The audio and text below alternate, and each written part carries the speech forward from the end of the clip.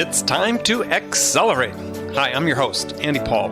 Join me as I host conversations with the leading experts in sales, marketing, sales automation, sales process, leadership, management, training, coaching, any resource that I believe to help you accelerate the growth of your sales, your business, and most importantly, you.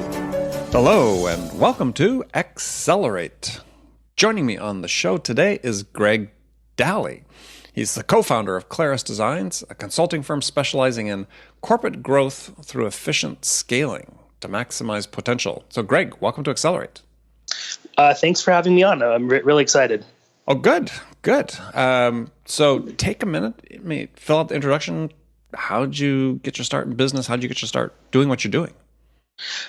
So I guess it really started when I was 6 years old. I had some kind of medical issues, and over the course of a week, kind of went from normal eyesight to being legally blind. And so through that process, kind of like spent a lot of time trying to adapt and cope, and pretty quickly learned that, the techniques and tools that people use to solve problems on a daily basis, whether it's ordering food or crossing the street, were not going to work for me. And so kind of developed this thought process where I would approach problems assuming that what everyone else was doing was not going to work. And so kind of lent itself well it's not to going to work when for you.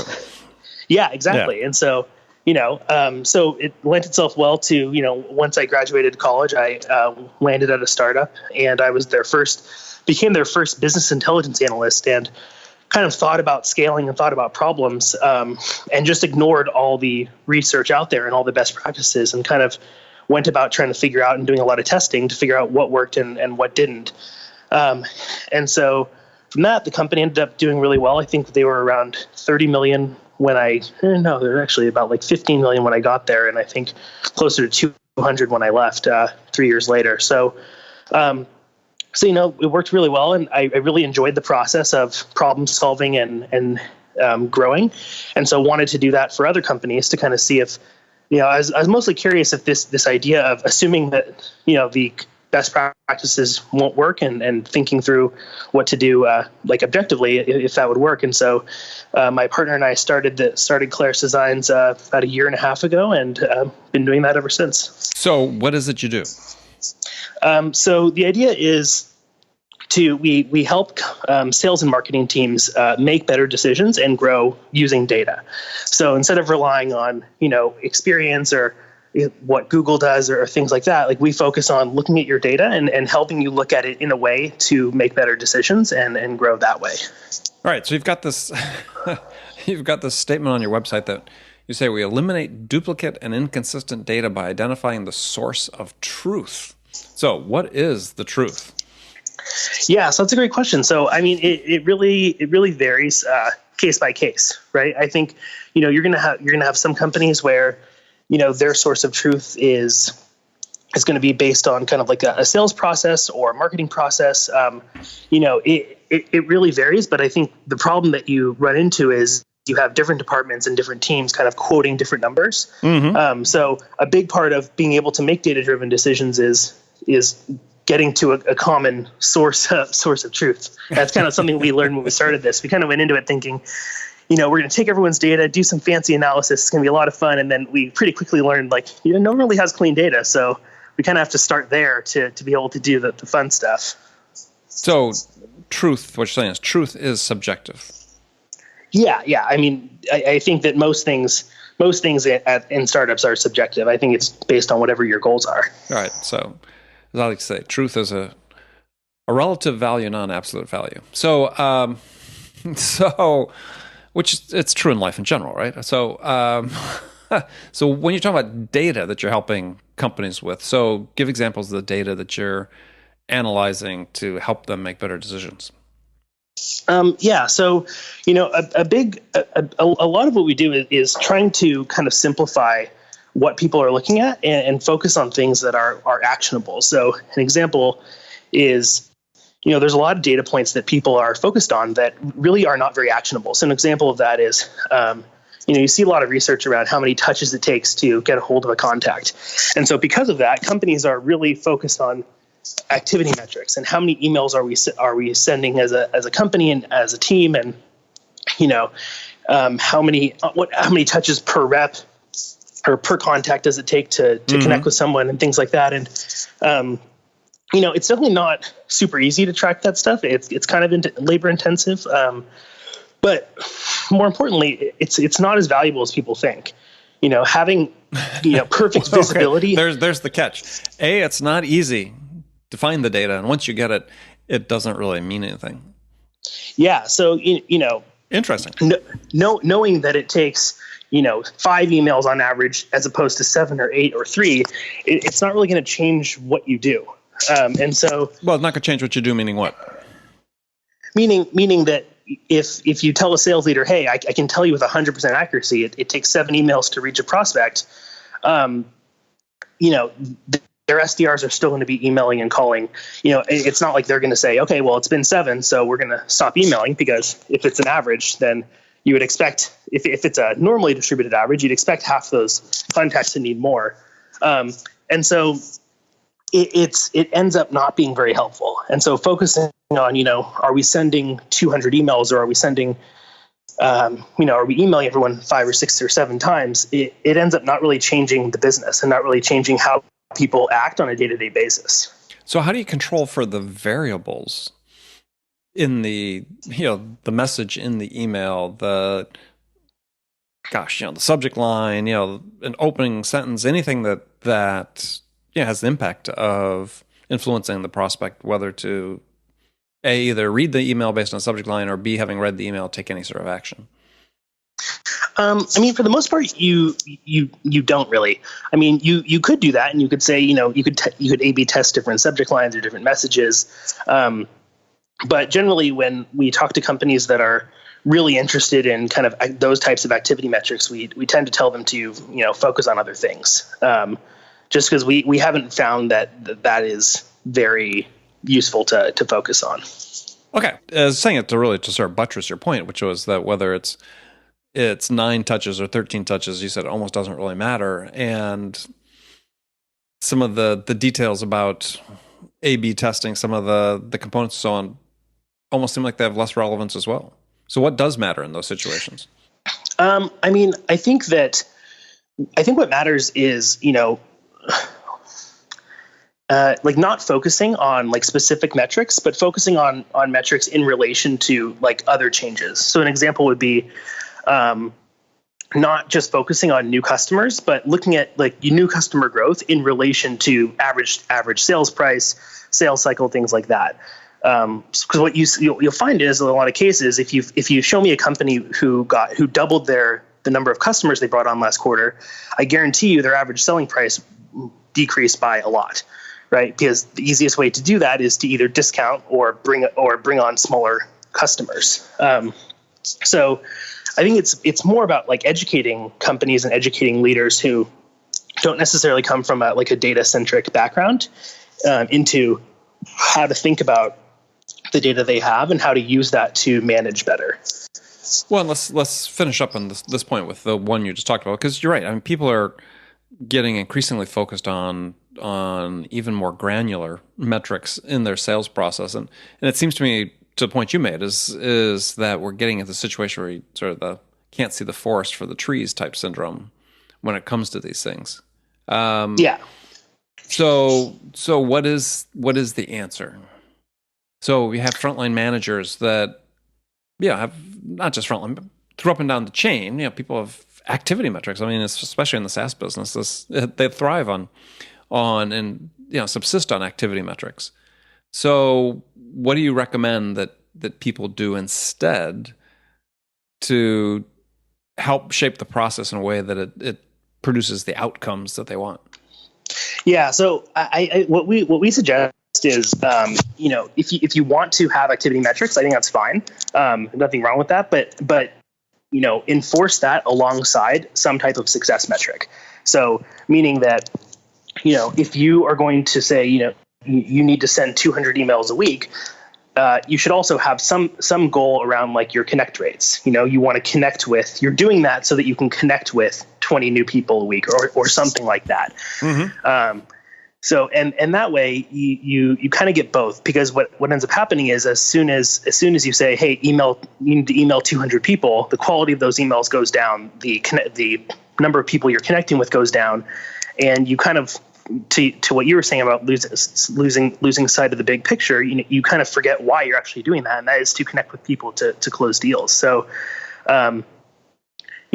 I think having some type of success metric that just isn't based on volume and how many people you can blast emails to, or something that is more effort based, like having a success criteria, I think is the key there. Yeah, interesting. I mean, I just wonder whether, and I was thinking about this as you're talking, is whether or not you could have, well, I guess maybe not. Maybe answering my own question, so I'm about getting ready to pose it for you, is, so what if you went the opposite extreme and just had a success metric? Yeah, so I mean, you could also do that. I think if the success metric is kind of like is volume based and not percentage based, then I think that's fine, right? Like saying that your success metric is a 15% success rate or connect rate, for example, like that's probably not, there's probably room for error there, right? Because you could have that connect rate, but only connect with 4 people, depending on what your kind of denominator is. Right. So, yeah, I think that, and I mean, I think that inherently there are a lot of success metrics that are like that. If you're an SDR, like more likely than not, your goal is number of meetings. You know what I mean? It's not percent of, like a meeting conversion rate or something like that. But I think where the problem lies is you have these end metrics, whether it's, meeting set or dollars closed, that are very kind of volume based, but the secondary metrics and the secondary ways that people are evaluated to get to there are such that it lends itself to kind of screw you in the long run. You being the company or the individial? I mean, both, right? Yeah. I think that just because you don't end up hitting your goals, you see this a lot in the way that companies talk about pipeline coverage, right? When they'll say, we need 5x pipeline coverage, meaning if on the first day of the quarter we have 5x in pipeline, what our goal is, then we're going to hit our goal because that's what happened last quarter, the last year, something like that. And so then managers are like, okay, let's fill that pipeline. And then you ultimately, when that's the focus, just filling the pipeline, you end up with a lot of stale opportunities or opportunities where the amounts are exaggerated or things like that. And then or just plainly unqualified. Yeah, right. And because then if your goal, if your incentive is, I want to get names and logos into my pipeline, then you'll be less concerned about the quality. Yeah, but the crazy thing is, so the company will miss their quarter, and then they'll look at they'll be data driven and look at the numbers and say, oh well, actually, given last quarter, we actually need 7x pipeline coverage in order to hit our goal. So then instead of saying, well, maybe this is like not the best way to kind of manage to our goal, so then they'll go for 7x, and then the problem continues. Yeah, well, it sort of breaks down to several stats. I mean, one is, instead of having 7x coverage, they could just say, we need 12 deals. Yeah, I mean, you run into problems there as well, because if that's kind of the goal you set, you will tend to kind of close smaller deals if that's kind of what you're aiming for, right? Why do you think if you have a quantity based goal that's opposed to a percent coverage, it's the thing that's really driving your work, why do you think that encourages smaller deals? Well, I mean, if you're telling your reps, I just need 10 deals out of you this quarter, I need 12 deals out of you this quarter. If there's not some regulation around like the types of deals, I would worry that you would end up with 12 small deals. Yeah, I meant, if you had done the math, you say, hey, we divide the number, it comes up to 10 deals, right? So, I see what you mean. Yes, that would be better. Yeah, I think that, I wonder, and you tell me, is it seems certainly from the research I've done and the companies I've talked to, that you get sort of a glimmer of a little bit of a pushback about these strict adherence to activity metrics, because it takes some of the initiative away from the salespeople. In terms of there's a way they could do it better, thus the coverage ratios don't necessarily work for John because John John just does things differently, and for him, 2 times coverage is what he needs. Yeah, he's going to press to get 7, even though 2 would work fine for him. Yeah, totally. I think what it boils, in my opinion, I think what it boils down to is the more stressful the situation, and I would say startups are fairly stressful in terms of the expectations set and the pressure to perform. Is extremely stressful. Totally. So I think that the more stressful the situation, I think the more likely people are to crave that control, right? And I think that by having your metrics be activity based, something where I could just sit down in an hour and bust out 100 emails or find 50 new contacts, but I can't just sit down for an hour and set 5 meetings. That's not really in my control. So I think that given the stress of the job, I think there's this natural gravitation towards control, and I think that that's how control is expressed in the sales world is focusing on metrics that you can that's very correlated with time in terms of the ability to affect that metric. But you're saying they're not correlated with outcomes? No, I mean not in our experience. I mean, you probably talk to more companies than we do, but I mean to me that's the big problem that I see is that a lot of activity is not necessarily correlated to outcomes unless you put enough numbers behind it. And then ultimately the numbers begin to win out. Yeah. But they're not necessarily scalable. Yep. I mean, yeah, when I was at my last company, there was this one rep who, would send more emails than anyone else, and one SDR send more emails than anyone else, and maybe would set 15 meetings a month. And there was another SDR that maybe sent 30 emails a month or 40 emails a month, but ended up with the same 15 meetings. And I think it's scary to say, this person has something that works, so we're okay with them averaging 1.3 emails a day. You know what I mean? Well, I think it raises a whole nother question, which is the one that I think you and I had spoken once on the phone about this several months ago, is really what is productivity in sales? Because you just raised a great point. So yeah, if you have somebody that's sending out 1.4 emails per day versus somebody that's sending 100 per day, and yet they're closing the same amount of deals, then you have somebody whose productivity, A, is extremely high, but B, they have unused capacity that they're not putting to use that they could use to sell even more. And this is where companies don't really think about it this way, right? I mean, if you had that guy that was sending 1.4 emails per day and was closing the same as somebody sending 100, who let's say was also meeting target, I'd look at that and say the guy 1.4 is like, well, hell, you should be doing a lot more. Because if you just exercised a little bit more of your time, even if you just did double what you're doing, you're saying 2.8 per day, which is not stressing you out, theoretically, you would have a marginal increase in your sales somewhere between 2 and 2 times and 0, but it'd be more. Maybe but I think that the other way to look at that is that person is sending so few emails because they're so targeted, and that person is trying to reaching the exact right person every time. You know what I mean? I think I could also make the argument. I mean, put it this way: you would never tell the person sending 100 emails a day that, hey, you could probably just work a couple more hours, send 200 emails a day, and you'd be golden. You know what I mean? Well, no, but I wasn't saying they'd work more. What I'm saying though is that you have somebody that's that's fully loaded, 100 emails a day. They're spending, let's say they work to the industry statistics in terms of they're spending 35-40% of their time actually selling, and then the rest doing whatever they need to do, finding content, building their list, so on. And then you got this other person who's spending sending 1.4 per day, and not to get too hung up on this example, but by necessity, they're going to have a lot more free time during that day. So it's not like for them to send out 2.8 emails or so on is going to require them to stay after work. And this is the thing I think we get the difference in productivity that managers don't really focus on, which is, if you have somebody like this that's really performing at a high rate, they undoubtedly are getting more accomplished with less expenditure of time. Yeah.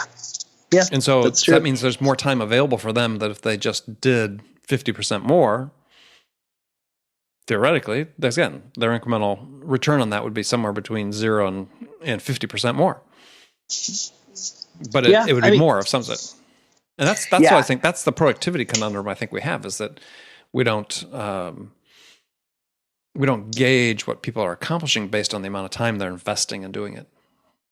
Yeah. Well, I think back again to that kind of need for control. I think time is something that's really hard to quantify.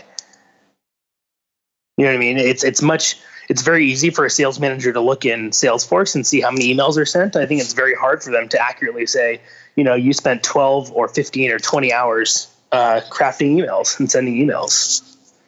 Well, so that's a question I have for you is, so what are you seeing out there in terms of the tools that are coming out? Because there are some, I know, they're getting close to being able to capture that information. How much time you're spending creating emails, how much time you're on the phone, and so on. And I don't think I know some people push back, say that's sort of big brotherish that you're knowing every second, but it's not, it's not a time motion study. It's based on how many hours are you investing to get a certain outcome. Yeah. I think that technology will obviously continue to get better. I think, once again though, I don't know if actually, understanding time is the key there. I think it's understanding efficiency and effectiveness. And, how are you measuring it? Theoretically, I think it would be, your results per hour of work or something like that. Right. So, and that's how we measure productivity in the economy at large, right? A rate of output per unit of input. Yeah, that's fair. So yeah, I don't know. To me, that's sort of the great frontier for sales, because people we want to create more selling time for salespeople, right? That if they perform let's say they have a certain output of revenue for 1 hour of selling time, we could do the math and come up with that for all of them. What we sort of talk about now is let's make more selling time for them during the day. Get the bureaucratic stuff off their plate, to make sure that they don't have to search for content, all these things we can do to free up selling time. Yeah, that's great. But what if we could raise that top number, the numerator, and increase the rate of output per hour? I think that, I see where you're coming from. I think that, if in addition to being able to measure time, we can somehow kind of enforce time spent, then I could definitely see that being valuable. I think, the problem there is that, there's a lot of sales tools, right, that will say, we're going to save X number of hours a month per rep, which means that it's this many more sales, right? And then there's this inherent assumption that if my rep spends 2 less hours per month, generating order forms or prospecting or sending follow-up emails, that they're going to be spending those 2 hours selling.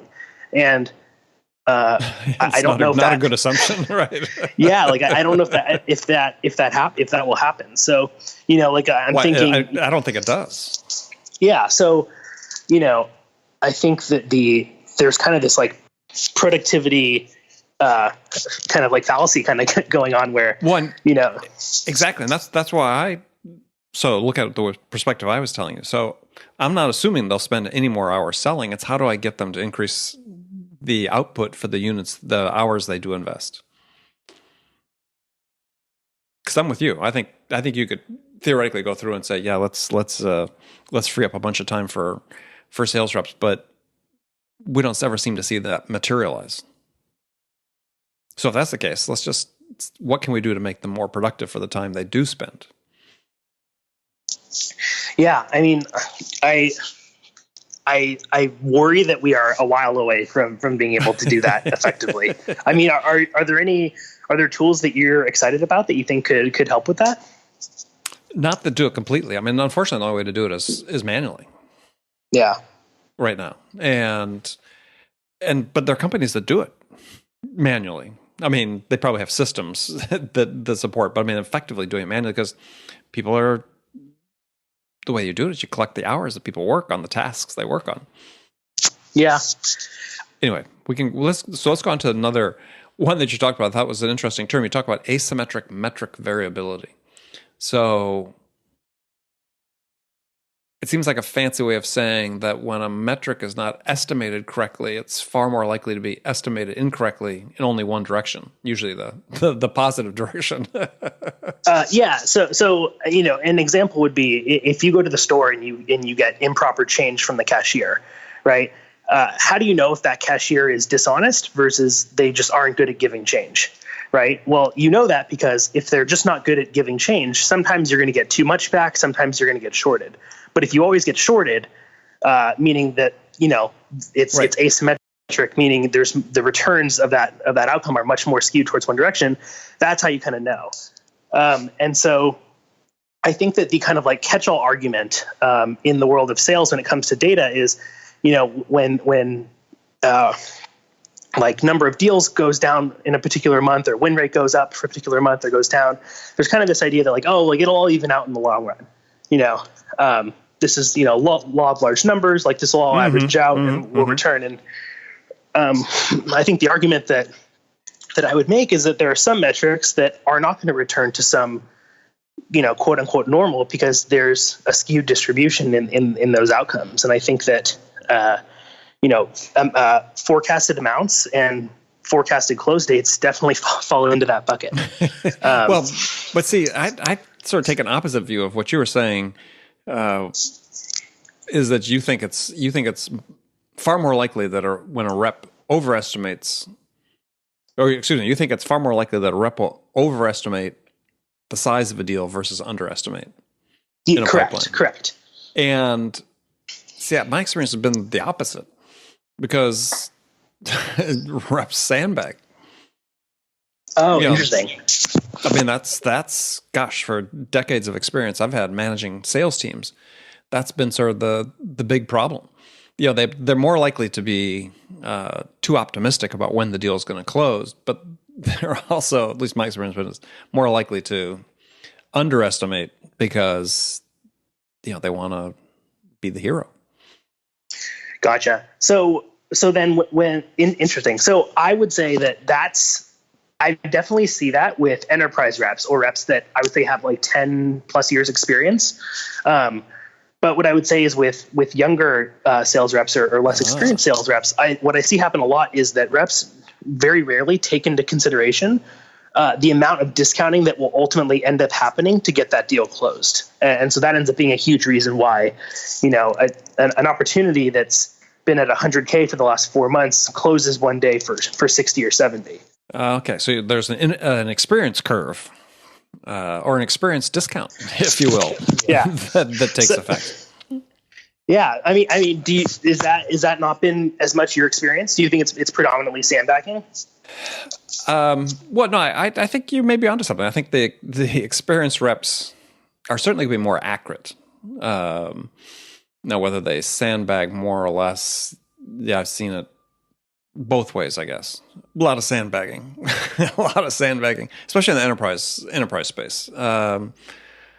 But yeah, I like your thought about the fact that less experienced reps may be more prone to overestimating size of a deal because they won't understand the negotiation that's take place to get the deal closed.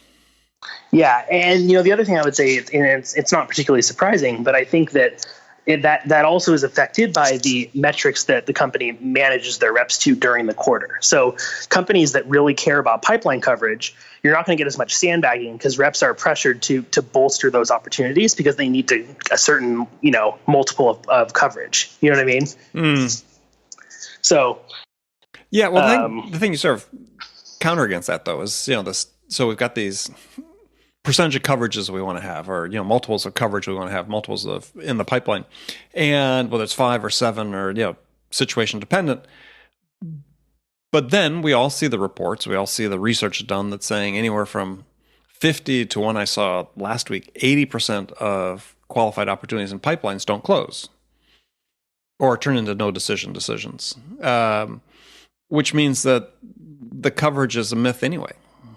Because if you have that much fallout out of your pipeline to deals that never close, or at least don't close on that go-round, let's say, so they reach a no decision point, then the coverage seems like a bit of a myth anyway. Yeah, I guess it depends on how you look at it. Like, I could argue that the coverage does work because it factors in those kind of like stuff that will never close. But I would agree that in general, the idea of like managing pipeline coverage is probably not the best way to go about managing your team. Interesting. So Greg, we're in the last segment of the show. I've got some standard questions I ask all my guests. And first one is a hypothetical scenario where you, Greg, you've just been hired as VP of sales at a company where sales have hit a rough patch. They're slowed down, and the CEO is anxious to hit the reset button, get things back on track. So what two things could you do your first week on the job that would have the biggest impact? Good question. I guess the two things that I would do is I'd want to understand how my managers spend their time. So I'd probably work with them to figure out, how they're leading one-on-ones, what they care about, and where their blind spots are. Mm-hmm. And I'd also be interested in figuring out from our customers what they don't like about our product. And so to do that, I'd probably end up talking to customer support. In my experience, I think those people kind of have the best idea of what customers don't like about the product. So I would say meet with customer support and meet with my managers. So, question for you. If you want to find out, what the customers thought and so on, why not talk to the customers? You probably could do that and should do that. That's probably my personal insecurity. I'm really bad at selling. So I would probably be hesitant to talk to customers. But I would probably agree that that would probably be better. Although what I would say though is that, and we see this with the companies we work with is, talking to customers, you could very easily kind of inflate your sense of how predominant a problem is across your customer base, right? So talking to a customer service rep, he's going to distill a problem that he's heard 50 times. Whereas if I talk to a couple customers and they're really passionate about a particular problem, it's hard for me to tell how prevalent that problem is. True. But it's not as if, it's not as if a customer success person also wouldn't have an agenda though. That's true. Yeah. So, okay. That's interesting. So, all right, you say you're not very good at sales, but we just have a few rapid fire questions for you about sales. So, when you are out selling your own services at Clarus Designs, what's your most powerful sales attribute? Listening. I would say that listening to people's tones and the way that they speak is probably my best asset. I think just because I think from me being more of an auditory person, I think being able to hear in people's tones what is really important to them and right. What is more like a problem that they're repeating because that's something they hear a lot but don't really believe in. I think being able to hear what people truly have conviction in is probably my most powerful tool. Okay. So do you have like a sales role model or a business role model?